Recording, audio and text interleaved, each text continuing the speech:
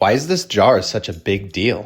It's a fully self-sustaining ecosystem that's been closed for over 700 days. Here's how it works. The roots from the plants draw water from the drainage layer, and then the condensation from the plants themselves at the top of the terrarium acts like rainfall, so it recycles the same water over and over again. The tiny organisms that inhabit the terrarium break down the decaying plant matter, which in turn fertilizes the plants, and the cycle continues on and on. Kind of like this tiny snail moving through the condensation at the top of the terrarium. The drainage layer consists of some red lava rock that's separated by some window screen. There's even some small compost worms that I didn't even add to the substrate. They just kind of showed up on their own. The substrate itself contains some activated charcoal as well as some more black lava rock. There's even this moss that started growing in the front that I also didn't add in here, and it's only popped up in the last couple months. Maintenance is zero. All I do is keep it next to a window and move it further away in the summer.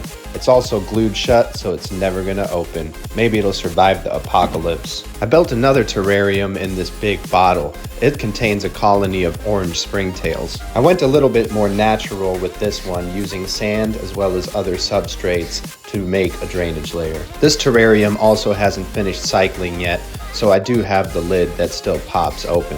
I also have this terrarium, which is a little bit unique.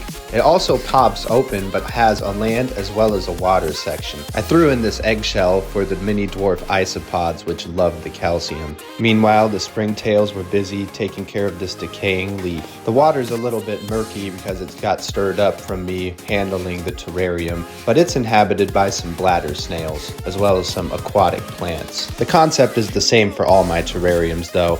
The plants create oxygen and the animals use the oxygen and turn it into carbon dioxide, which in turn the plants use to create more oxygen. I'll be making more terrariums in the future.